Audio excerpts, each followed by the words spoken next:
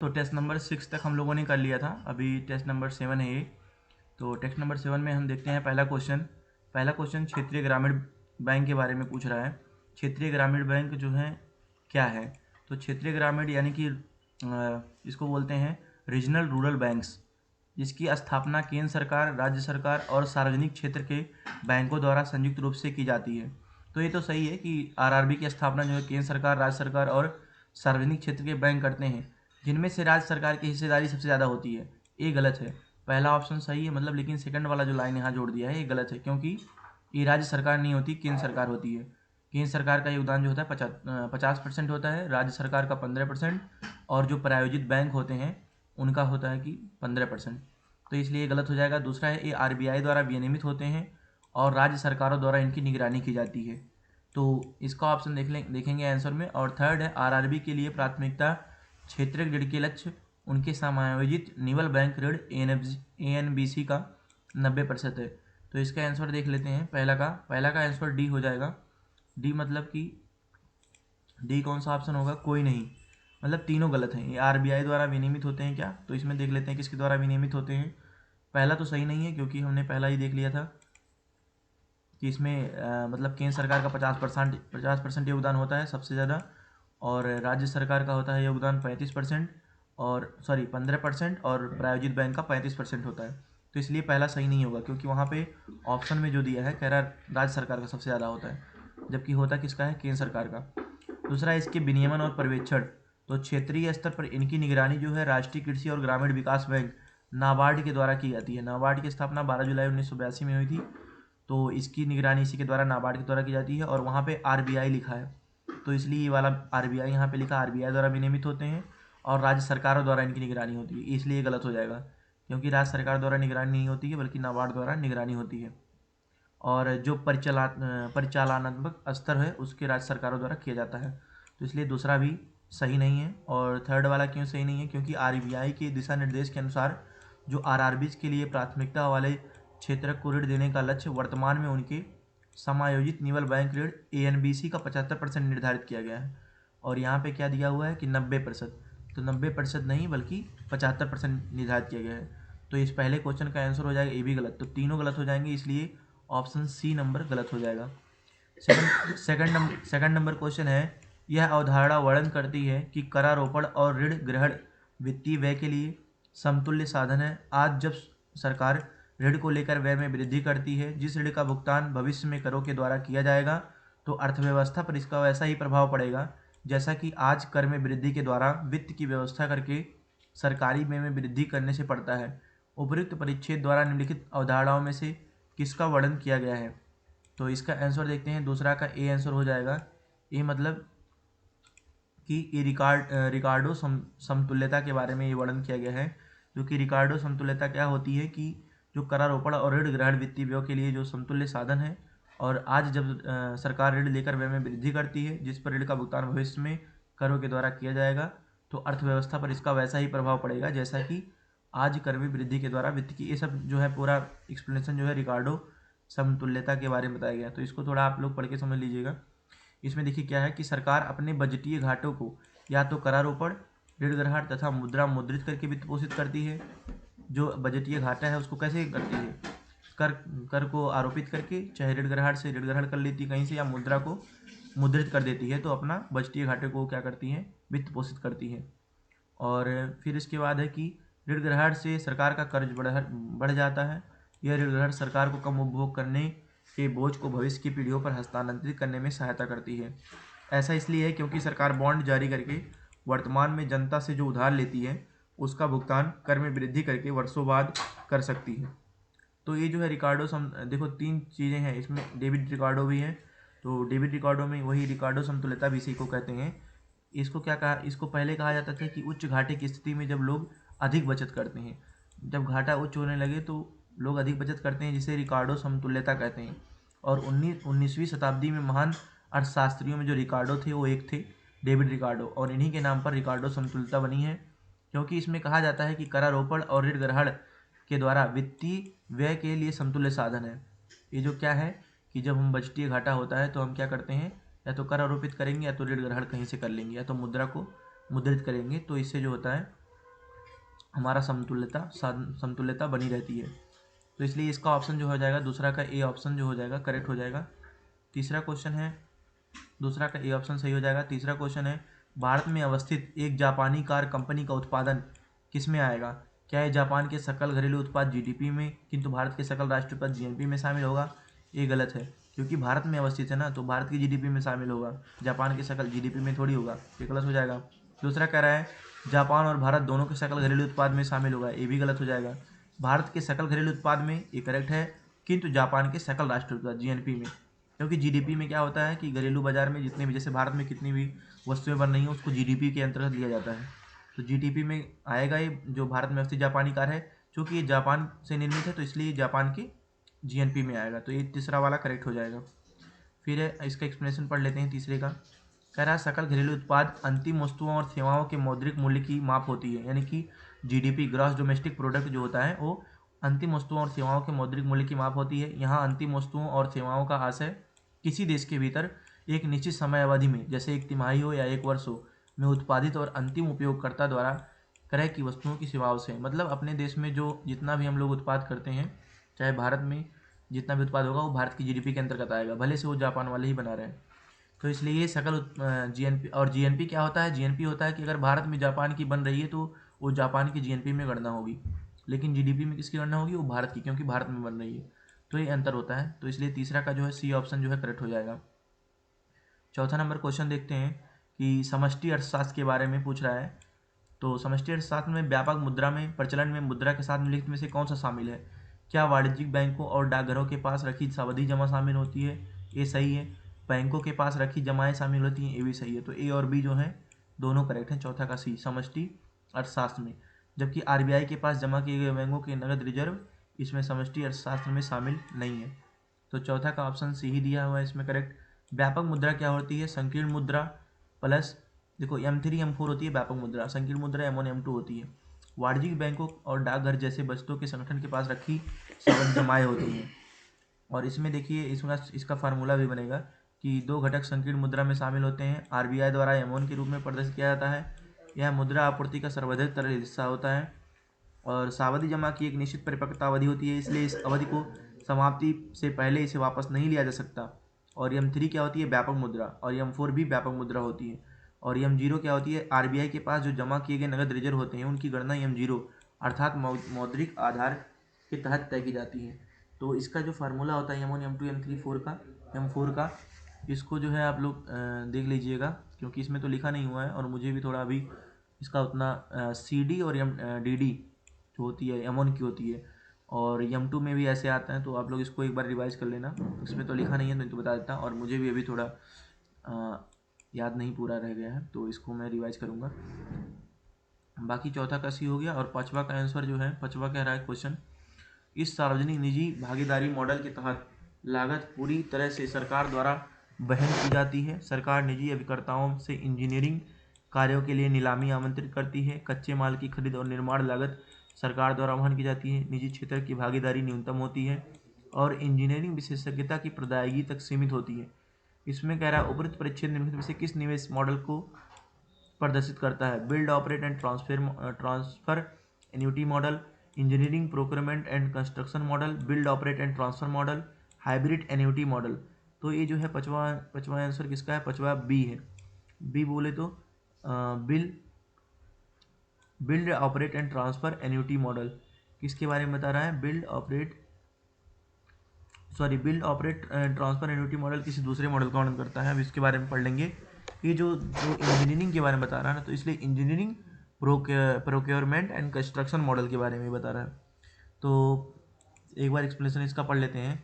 भारत में राजमार्ग के निर्माण में सार्वजनिक निजी भागीदारी यानी कि पब्लिक प्राइवेट पार्टनरशिप के पुनरुत्थान के लिए सरकार द्वारा हाइब्रिड एन्युटी मॉडल HAM की शुरुआत की गई है।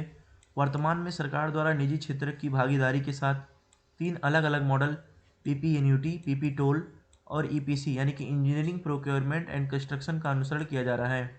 HAM build operate and transfer BOT annuity model और EPC मॉडल का मिश्रण है।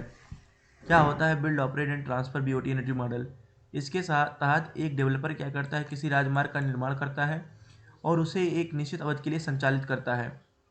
इस अवधि के बाद डेवलपर इसे वापस सरकार को हस्तांतरित कर देता है। मतलब उतने समय वो पैसा कमा लेगा संचालित करके, फिर बाद में हस्तांतरित करेगा सरकार को, बाद में सरकार को हो जाएगा, तो सरकार को भी मुनाफा है, क्योंकि कुछ समय तक ही वो लोग पैसा कमाएंगे और बाद में सरकार कमाएगी। सरकार परियोजना के वाणिज्यिक संचालन के शुभारंभ के बाद डेवलपर को भुगतान शुरू करती है। भुगतान 6 महीने के आधार पर किया जाएगा। तो ये भी सही है। BOT toll model, BOT toll model क्या होता है? इस टोल आधारित बीओटी मॉडल में एक डेवलपर क्या करता है, सड़क का निर्माण करता है और टोल संग्रह के माध्यम से अपने निवेश को प्राप्त कर लेता है। यह टोल संग्रह एक लंबी अवधि के लिए होता है, जो अधिकांश समय लगभग 30 वर्ष है। डेवलपर को किसी प्रकार का सरकारी भुगतान प्राप्त नहीं होता है, क्योंकि वह अपने निवेश को टोल संग्रहण के माध्यम से अर्जित करता है। तो ये बीओटी मॉडल हो गया। जो इंजीनियरिंग प्रोक्योरमेंट और कंस्ट्रक्शन मॉडल है, इस मॉडल के तहत क्या होता है, लागत पूरी तरह से सरकार द्वारा वहन की जाती है। सरकार निजी उपकर्ताओं से इंजीनियरिंग कार्यों के लिए नीलामी आमंत्रित करता है। कच्चे माल की खरीद और निर्माण सरकार द्वारा की जाती है। निजी क्षेत्र के भागीदार न्यूनतम होते हैं और इंजीनियरिंग विशेषज्ञता की प्रदायगी तक सीमित होती है। इस मॉडल में सरकार पर अत्यधिक उच्च वित्तीय बोझ उत्पन्न हो जाता है। तो ये जो है ऑप्शन के जो पूरा गोल्ड लिखा हुआ है, इस तीसरा का ही लिखा हुआ है। बाकी जो हाइब्रिड एन्युटी मॉडल है, इसमें हाइब्रिड एन्युटी का अर्थ है कि पहला 40% भुगतान 5 समान किस्तों में एक निश्चित राशि के रूप में किया जाएगा, जबकि शेष 60% का भुगतान परियोजना के पूरा होने के बाद किया जाएगा। चूंकि सरकार निर्माण के दौरान केवल 40% भुगतान करती है, इसलिए डेवलपर को शेष राशि से धन जुटाना पड़ता है और शेष 60% इक्विटी या ऋण के रूप में जुटाना पड़ता है। डेवलपर पर कोई टोल अधिकार नहीं है। HAM के तहत यानी कि हाइब्रिड एन्युटी मॉडल के तहत संग्रह के उत्तरदायित्व भारतीय राष्ट्रीय राजमार्ग प्राधिकरण NHAI national highway authority of India का होता है। HAM के लाभ क्या है, मतलब जो हाइब्रिड मॉडल एन्युटी मॉडल है, इसके क्या लाभ हैं? इससे डेवलपर पर्याप्त तरलता प्राप्त होती है डेवलपर को, और वित्तीय जोखिम सरकार द्वारा साझा किया जाता है, क्योंकि 40% सरकार देती है।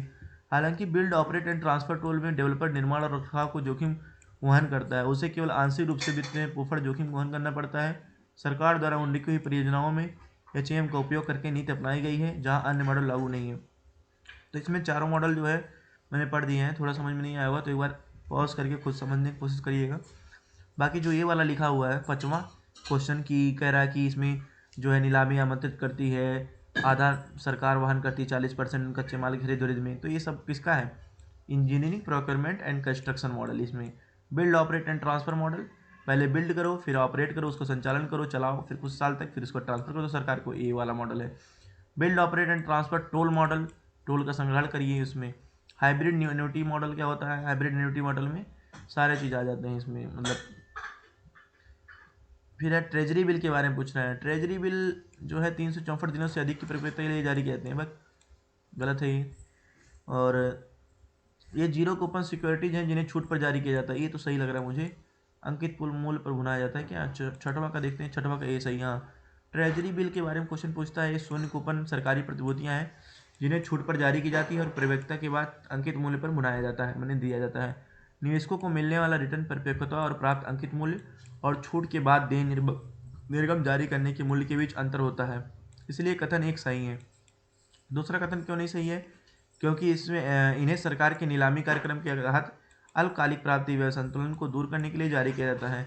इन्हें मुख्य रूप से 91, 182 और 364 दिन के लिए जारी किया जाता है, इसलिए कथन 2 सही नहीं है। तो ये भी करेक्ट नहीं होगा, सॉरी ये करेक्ट नहीं होगा, क्योंकि ये जो है 364 दिन से ज़्यादा नहीं, अल्पकालिक है ना, दीर्घकालिक नहीं है। फिर है 7वां नंबर क्वेश्चन, BOP के बारे में पूछा है, बैलेंस ऑफ पेमेंट के बारे में। तो 7वां नंबर क्वेश्चन देखते हैं। 7वां कह रहे हैं, 7वां नंबर क्वेश्चन है, क्योंकि ज़्यादा समय से बोल रहा हूँ ना, तो इसलिए जुबान फिसल जाती है। तो BOD के बारे में पूछते हैं, देखते हैं। कह रहा BOD के बारे में यानी कि बैलेंस ऑफ पेमेंट के बारे में सर्वोत्तम वर्णन कौन करता है? यह किसी देश की सरकार और शेष विश्व की सरकारों के बीच एक विशिष्ट अवधि में होने वाले सभी आर्थिक लेन देनों का एक व्यापक रिकॉर्ड है। गलत है। यह किसी देश के घरेलू बजट का सांख्यिकी विश्लेषण है, जिसे सरकारी व्यय और कर राजस्व शामिल होते हैं, ये भी गलत है। यह किसी देश विशिष्ट अवधि में देश के निवल विदेशी मुद्रा भंडार है, ये भी गलत है। यह किसी विशिष्ट अवधि में देश के निवासियों और शेष विश्व के बीच होने वाले वस्तुओं, सेवाओं और परिसंपत्तियों के सभी लेन देनों का व्यवस्थित रिकॉर्ड है, यही सही है। जो है बैलेंस ऑफ पेमेंट डी, 7वां का डी हो जाएगा। तो भुगतान बैलेंस ऑफ पेमेंट के बारे में देखते हैं। किसी देश का भुगतान संतुलन उस देश के निवासियों और शेष विश्व के बीच एक विशिष्ट अवधि, सामान्य तौर पर एक वर्ष में वस्तुओं, सेवाओं और परिसंपत्तियों में सभी लेन देनों का एक व्यवस्थित रिकॉर्ड है, इसलिए कथन डी सही है। यह किसी देश के अन्य देशों के साथ आर्थिक संबंधों को समझने के लिए एक आवश्यक साधन है। साथ ही यह देशों के अंतर्राष्ट्रीय व्यापार, वित्तीय प्रवाह और समग्र आर्थिक स्थिति के संबंध में महत्वपूर्ण जानकारी प्रदान करता है। भुगतान संतुलन में 3 घटक हैं: चालू खाता, पूंजी खाता और वित्तीय खाता। हम लोग खाली चालू खाता, पूंजी खाता पढ़ते हैं, बट वित्तीय खाता भी है। चालू खाता में क्या होता है? इसमें व्यापार संतुलन, वस्तुओं के निर्यात में से आयात को हटाया जाता है। सेवाओं का संतुलन, जैसे पर्यटन, परिवहन और वित्तीय सेवाएं। निवल आय, जैसे ब्याज और लाभांश, तथा निवल अंतरण, जैसे विदेशी सहायता और प्रेषण शामिल है। पूंजी खाता में क्या क्या शामिल है?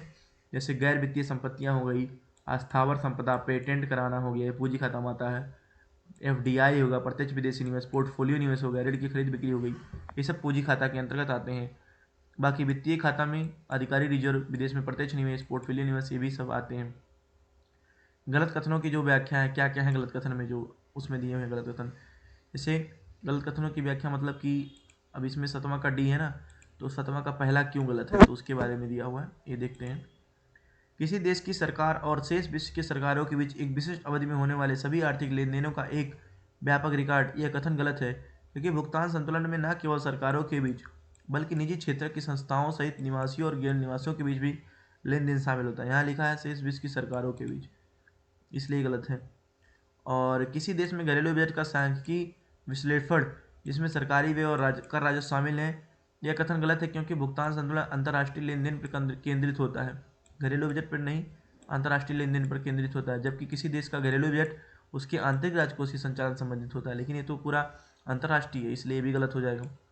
किसी विशिष्ट अवधि में किसी देश के निवल विदेशी मुद्रा भंडार की माप, यह कथन गलत है, क्योंकि भुगतान संतुलन में देश के विदेशी मुद्रा भंडार की जानकारी शामिल होती है, लेकिन इसमें व्यापार, सेवाओं, वित्तीय प्रवाह सहित अन्य आर्थिक लेन देन की एक विशेष श्रृंखला भी शामिल होती है, इसलिए ये भी गलत हो जाएगा।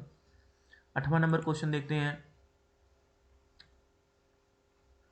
8वां नंबर क्वेश्चन है कि एमएसएमई के बारे में पूछ रहा है।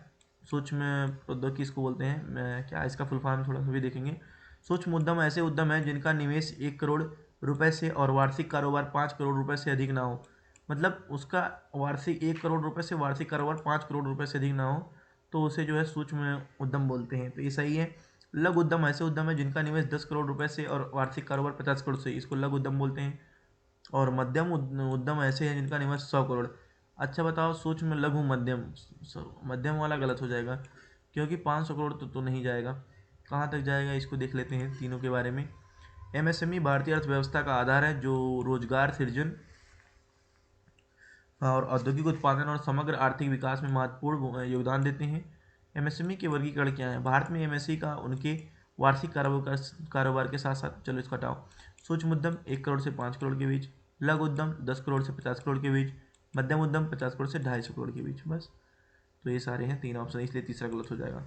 मतलब 100 से 50 से 250 है, तो इसलिए 1 2 सही हो जाएगा। 9वां नंबर क्वेश्चन देखते हैं ना, सॉरी 9वां नंबर क्वेश्चन है कि भारत में प्रत्यक्ष विदेशी निवेश एफडीआई और विदेशी पोर्टफोलियो निवेश एफपीआई के संदर्भ में निम्नलिखित कथनों पर विचार कीजिए। एफडीआई भारत के बाहर निवास करने वाले व्यक्ति द्वारा कुछ शर्तों के तहत इक्विटी साधनों के माध्यम से किया गया निवेश है, ये सही है। एफपीआई से प्रायः मेजबान देश में प्रौद्योगिकी हस्तांतरण, रोजगार सृजन और अवसंरचना का विकास होता है, जबकि एफडीआई से मुख्य रूप से वित्तीय बाजारों की तरलता और दक्षता प्रभावित होती है, तो ये गलत है। इसको थोड़ा पढ़ लेते हैं। 9वां का ए है, विदेशी निवेश का तात्पर्य एक देश से दूसरे देश में पूंजी का निवेश करने से है। सामान्य तौर पर ऐसी अस्थायी उपस्थिति स्थापित करने तथा वित्तीय लाभ प्राप्त करने के लिए किया जाता है। यह निवेश विभिन्न विधियों के माध्यम से किया जाता है, जिन्हें प्रत्यक्ष विदेशी निवेश और एफपीआई कहते हैं। प्रत्यक्ष विदेशी निवेश एफडीआई भारत के बाहर निवास करने वाले किसी व्यक्ति द्वारा इक्विटी साधनों के माध्यम से पेश होता है, चाहे एक गैर सूचीबद्ध भारतीय कंपनी में निवेश या एक सूचीबद्ध कंपनी में पूर्णतः डाइल्यूटेड आधार पर उसकी निर्गम पश्चाता चुकता इक्विटी के 10% या उससे अधिक का निवेश, इसलिए कथन 1 जो सही है।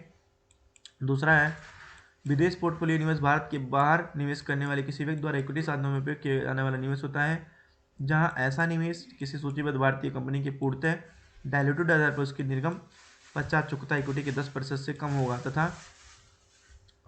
किसी सूचीबद्ध भारतीय कंपनी की इक्विटी साधनों का प्रत्येक श्रृंखला के चुकता मूल्य के 10% से कम होगा। ये सब जो है एफडीआई एफपीआई जो बहुत इंपॉर्टेंट होता है। एफडीआई 100% था और एफपीआई जो भी था वो भी लगभग 100% होने वाला है। एफपीआई के समान तौर पर विदेशी कंपनियों और सरकारों का स्टॉक, बॉन्ड और अन्य प्रतिभूतियों जैसे वित्तीय परिसंपत्तियों में निवेश करना शामिल होता है। और एफपीआई का प्राथमिक उद्देश्य पूंजी में वृद्धि, लाभांश या अपने निवेश पर ब्याज भुगतान के माध्यम से वित्तीय लाभ अर्जित करना होता है। और यहाँ क्या लिखा है, एफपीआई से प्रायः मेजबान देश के प्रौद्योगिकी हस्तांतरण, रोजगार सृजन और अवसंरचना का विकास होता है, जबकि एफडीआई से मुख्य रूप से वित्तीय बाजारों की तरलता। तो ये गलत हो जाएगा, इसलिए पहला जो है सही हो जाएगा। 10 नंबर क्वेश्चन डब्ल्यूटीओ के बारे में पूछ रहा है। डब्ल्यूटीओ संयुक्त राष्ट्र के सभी सदस्य डब्ल्यूटीओ के सदस्य हैं।